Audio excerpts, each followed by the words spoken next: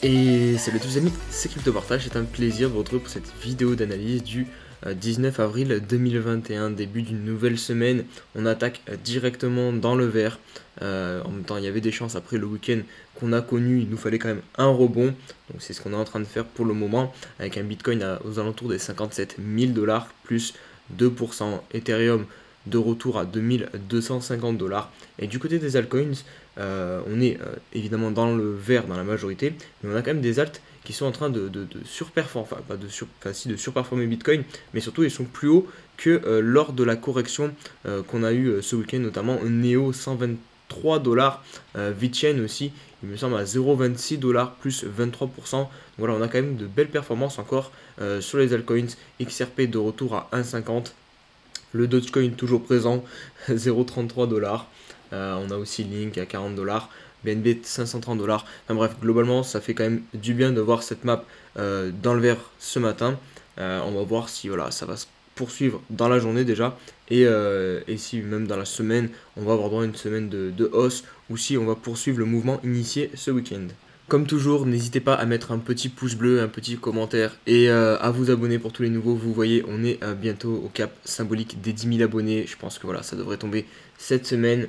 N'hésitez pas aussi à me rejoindre sur le Twitter, sur Insta et sur le Discord. Le Fear and Greed qui est à 74, donc il recule très légèrement après le crash qu'on a connu ce week-end. On passe de 79 à 74. Donc finalement, le marché n'a pas été envahi par la peur. On reste proche de l'euphorie. Voilà, après, en même temps, on a clôturé au-dessus des 55 000 $.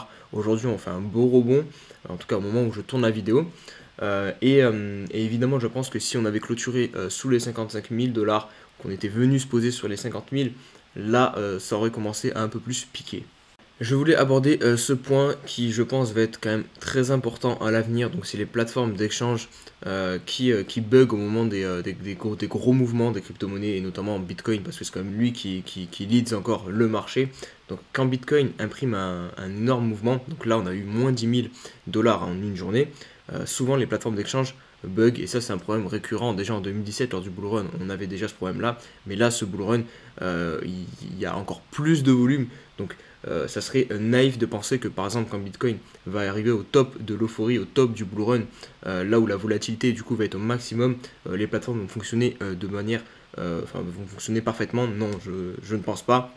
On aura encore ce genre de problème qui est survenu ce week-end, donc Binance qui est devenu inutilisable. Et donc vraiment pensez à vous prévenir du coup de ce problème-ci.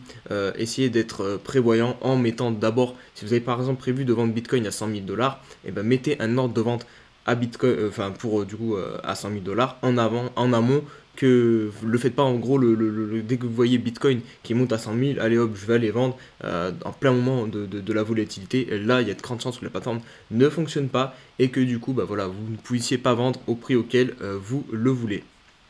Est-ce que le bull run actuel va se dérouler en deux parties comme en 2013? Vous voyez, on a vu un premier bull run, entre guillemets. D'ailleurs, on avait corrigé pendant très longtemps et ensuite on était reparti pour imprimer une énorme jambe haussière sur le top de ce bull run, donc de 2013. Et vous voyez, en 2017, par contre, c'était l'inverse. On était monté tranquillement, avec certes des corrections à chaque fois de moins 30 à moins 40%, mais on n'avait pas eu cette double phase, donc avec une phase euphorique et ensuite une grosse correction et pour ensuite repartir. On avait fait tout ça d'un coup. Là actuellement, vous voyez, on se trouve vraiment entre les deux, que ça soit en termes de hausse de prix ou de durée de temps, qui est aussi très importante à calibrer et à juger, je pense. Vous voyez, en 2013, on avait touché le top dans pas très longtemps finalement. On n'avait pas passé plus de 400 jours en bull run, tandis qu'en 2017, on est quasiment passé 600 jours. Donc voilà, la vérité doit se trouver quelque part entre les deux. On peut essayer de résumer ça comme ça, hein, faire une moyenne de ces deux bull runs. Pour l'instant, vous voyez, on est vraiment en termes de hausse, pile poil entre les deux, donc on fait la moyenne. Donc à voir si on va faire la moyenne aussi en termes de durée de temps, mais on voit quand même qu'avec ce graphique, on a plus de chances de ne pas se trouver au top du bull run, et c'est pas les seuls graphiques qui vont dans ce sens-là, même si je vous ai partagé il y a quelques jours le PI Cycle Indicator. Voilà, lui c'est un graphique qui annonçait un top du bull run, mais ce qui est un terme important dans l'analyse, c'est de mélanger plusieurs graphiques, plusieurs hypothèses et de voir voilà, combien on a d'hypothèses favorables à un top et combien on a d'hypothèses défavorables à un top, faire une moyenne et prendre ces décisions en conséquence. Donc là, voilà, je pense qu'on peut dire qu'on a encore un petit peu de place en termes ne serait-ce que de durée de temps pour continuer dans le bull run. Une petite image qui revient assez souvent pendant les corrections et je pense que en fait je voulais vous faire réagir sur les sentiments que vous avez ressentis quand du coup il y a eu cette correction. Si vous avez eu envie d'acheter parce que peut-être que vous venez d'arriver sur le marché crypto il y a peu de temps et du coup quand ça montait là vous avez eu très très fortement envie d'acheter. Vous avez peut-être réussi à vous retenir parce que voilà, vous entendez souvent, on n'achète pas quand tout est vert, on n'achète pas quand c'est à la verticale, il vaut mieux acheter pendant les corrections. Mais cependant, du coup, on a eu une correction ce week-end, on a eu voilà, un gros mouvement. Et est-ce que pour autant vous avez acheté? Est-ce que vous vous n'êtes pas dit, ah, ça va descendre encore un petit peu, j'attends encore un petit peu, j'attends encore un petit peu. Et au final, vous n'achetez pas et comment vous allez finir? Comme la majorité des personnes un petit peu débutantes, vous allez payer le marché quand il sera sur la phase euphorique, quand vraiment le marché va faire perdre la raison à tous les particuliers et ce qu'on appelle le FOMO du coup, la peur de louper le train, vous allez payer ce moment-là. Et c'est vraiment ça qui est très compliqué à comprendre sur le marché. Il faut en fait aller à l'inverse un petit peu de ces émotions et de ce que pense notre cerveau, de ce que nous dit notre cerveau. Quand il nous dit de payer, généralement il ne faut pas payer. Attention, je dis ça quand on est guidé par ses émotions. Si vous arrivez à mettre de côté vos émotions et analyser un graphique voilà, de manière objective, là, ok, vous pouvez écouter votre cerveau. Mais si vous sentez qu'il est embrumé par les émotions, c'est là que c'est dangereux et que du coup, il ne faut pas l'écouter. Alors, que nous réserve le Bitcoin dans les prochains jours et prochaines semaines? J'aimerais bien pouvoir vous répondre parce que là, je vous avoue que j'ai pas mal, j'ai du mal à vraiment avoir un avis tranché, même s'il faut jamais avoir d'avis tranché, mais généralement, voilà, j'arrive quand même à dégager une tendance de fond, un avis bien placé, bien précis, mais là j'ai quand même pas mal de mal à savoir si on va repartir à la hausse ou si par contre on va s'enfoncer beaucoup plus bas. Vraiment, je dirais que c'est du 50-50. Actuellement, mon biais c'est du 50-50 et c'est pour ça que j'ai un peu du mal à faire les analyses là depuis ce week-end parce que vraiment comparé aux corrections qu'on avait connues ici en janvier et en février, je ne veux pas dire que je les avais prédit mais elles étaient plus logiques. Mais celle-ci, je vais vous montrer en weekly, vraiment c'est en weekly qu'on voit le mieux et que je pourrais au mieux développer mon raisonnement. J'ai plus de mal. Bref, on va faire l'analyse en daily. Donc en daily, ce qu'on voit, c'est qu'on a réussi à clôturer, je vous l'avais dit hier, il fallait clôturer au-dessus de 55 000 $. C'est ce qu'on a réussi à faire, donc ça c'est positif. Vous voyez aussi au niveau du RSI, ce niveau 43, je vous en avais parlé, hop, pile poil, on rebondit dessus. Donc là, d'un point de vue daily, on a réussi à tenir les supports et ça c'est positif. Maintenant, si on se met sur le weekly, c'est ici que ça se corse un petit peu parce qu'on a vraiment pas mal d'indications qui sont pas du tout positives. Donc déjà la première, on perd la trend. Voilà, on n'a pas réussi à clôturer à 60 000 $. Donc ça, voilà, on perd un support. Ça, c'est pas bon aussi. Le RSI, on est sur une grosse divergence. Je vous l'avais pas, j'avais oublié de vous la mentionner tout simplement. Alors, qu'est-ce que c'est qu'une divergence haussière? Tout simplement, le RSI fait des plus bas, mais le cours fait des plus hauts. Regardez, ici, le RSI fait un plus haut, là, il fait un plus bas, mais le cours, il fait un plus haut. Vous voyez, hop, là, c'est bas, et hop, c'est plus haut. Donc ça, c'est signe que le mouvement peut se retourner. Autre signe voilà, qui n'est pas top, c'est que le MACD, pareil, on n'est pas très loin de croiser bear. Et vous voyez, au niveau des volumes aussi, les volumes sont clairement en train de diminuer. Vous voyez, hop, donc ça indique tout simplement que le mouvement perd de sa force. Vous voyez, au début, quand on faisait des corrections, on avait avant une grosse impulsion. Ouais, hop, grosse impulsion, derrière on corrige. Et derrière, on refait une grosse impulsion. On corrige beaucoup, certes, mais à chaque fois, on faisait une grosse impulsion. Là, le truc, c'est qu'on ne fait pas de grosse impulsion, mais on corrige quasiment de la même puissance. En fait, on fait une impulsion et on corrige entièrement le mouvement. Même là, pire, on corrige encore plus profondément le mouvement haussier qu'on a fait. Donc ça, c'est clairement voilà, ce qui me met un petit peu la puce à l'oreille. Sans parler du fait qu'en mensuel, on est sur 7 mois de hausse d'affilée. Donc voilà, c'est pour ça que j'ai du mal à me situer actuellement. Vraiment, on est dans une grosse phase d'incertitude. De toute façon, ça se voit là. On peut presque dire qu'on est dans un range. Ouais, hop, depuis plusieurs semaines, on est compris ici. Donc on n'est plus sur un mouvement haussier vraiment qui montait quasiment à la verticale. On est en train de se calmer, donc à voir si on va tomber ou si on va repartir à la hausse. Mais vraiment, j'ai beaucoup de mal à voir. Pour moi, c'est un 50-50. Et cette semaine va être très très très décisive. Donc on va surveiller si on réussit à repartir à la hausse en clôturant par exemple la semaine au-dessus des 60 000 $. Là, ok, peut-être que je pourrais changer mon biais et redevenir un peu plus bull. Mais pour le moment, j'ai du mal. J'ai vraiment du mal. Et du coup, voilà, comme on ne lit pas l'avenir, et ben on va attendre des confirmations. Et je pense que le mieux, c'est des confirmations en weekly, là, avec une clôture soit sous les 55 000 ou soit sur les 60 000. La BTC dominance qui continue de s'enfoncer de plus en plus profondément, donc vraiment c'est une énorme dégringolade. Voilà, le Bitcoin perd de la valeur face aux altcoins et regardez ici on a un signal donc qui va dans le sens de la poursuite en fait de cette baisse puisqu'on a une clôture pour la première fois en dessous du niveau de 52,4, allez 53% environ. Vous voyez ici en dessous de cette clôture et en dessous de celle-ci. Donc ça c'est quand même un signal assez puissant je pense qu'on ne va pas rester dans ce range. Attention après que ça ne soit pas un fake out, hein, comme on a souvent l'habitude, comme on a eu un peu sur Bitcoin récemment. Mais théoriquement, je pense qu'on devrait venir du coup chercher ce niveau des 50% sur la Bitcoin dominance, donc des altcoins qui pourraient encore performer cette semaine le Bitcoin.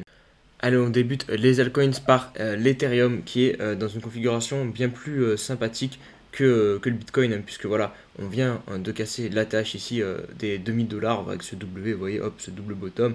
D'ailleurs, on est venu faire le pullback, sauf que lui, on l'a validé, d'ailleurs, on a eu une poussée. Certes, bon là, le crash, hop, on est venu toucher une mèche pile poil sur un niveau intéressant aussi, cette oblique qu'on tient depuis le 22 décembre 2020. On avait juste une petite imperfection ici, mais finalement, hop, on voit qu'elle est pertinente, puisque c'est ce qui nous a repoussé ici. Donc là, on se situe aux alentours des 2200 $ au-dessus de ce gros support. Donc ça, c'est un support voilà, qu'il ne faudra pas perdre sur Ethereum au niveau du daily à court terme. Pas de clôture en dessous. Au niveau du RSI, on voit qu'on a cette petite oblique là, qui nous sert de top. Hein.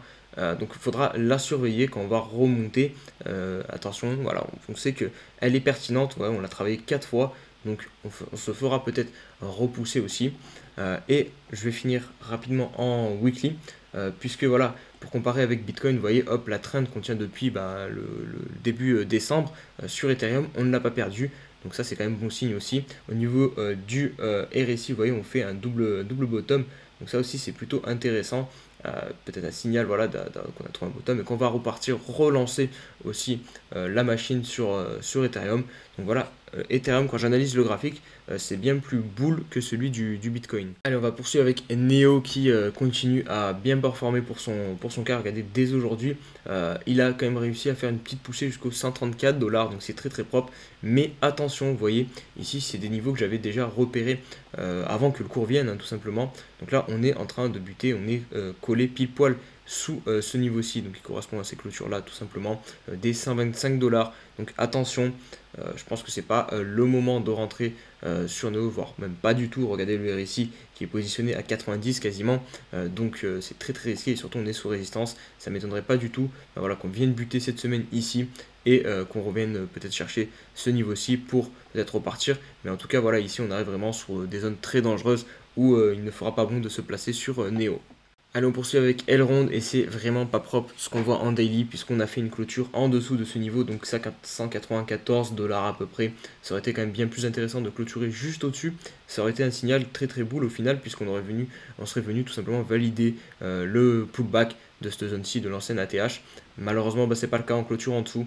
Donc en théorie, ça veut dire et là en plus regardez, on est en train de buter contre, donc on va valider ce niveau comme résistance maintenant, hop, on va la reprendre comme résistance, et peut-être qu'on va réintégrer du coup tout cet espace, donc on prend entre 190 $ et 150 $ sur Elrond, donc voilà, à surveiller. On va conclure la vidéo par Polkadot, et Polkadot c'est un petit peu comme Elrond, on a un signal pas très beau là, on a clôturé hop à l'intérieur de ce triangle ascendant et sous cette résistance qu'on avait où on avait tapé dessus pendant un bon moment à 38 $, hop on l'avait cassé, hop grosse impulsion, pullback et finalement hop on réintègre, donc ça c'est pas bon signe, donc, mais vous voyez c'est une clôture très légère en dessous, donc ça va peut-être être une imperfection. C'est pour ça que j'ai du mal en ce moment, vraiment le marché il donne plein de petits signaux ambigus, il n'y a rien de très très clair, donc je pense que vraiment ça serait pas déconnant de se mettre un petit peu de côté cette semaine. Enfin, ça dépend de quel type de personne vous êtes, hein, si vous êtes trader ou investisseur, mais là je parle surtout aux investisseurs.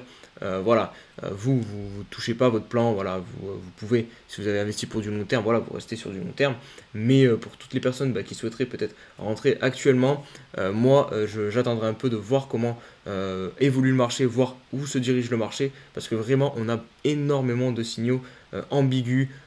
C'est du 50-50, comme je vous l'ai dit sur Bitcoin, c'est du 50-50, et voilà, je préfère attendre qu'on ait des confirmations en weekly claires pour pouvoir me repositionner, pour en tout cas re-rentrer plus sereinement sur ce marché, parce qu'on n'est pas à l'abri d'un moins 15, d'un moins 20%, et de plusieurs semaines de baisse ou de consolidation avant que ça reparte. Donc voilà, faites attention, n'hésitez pas à me partager votre avis en commentaire, voilà, ça m'intéresse grandement, puisque voilà, c'est le but de cette chaîne, partager, et surtout dans ce moment d'indécision, apporter des petites informations que vous avez trouvées vous.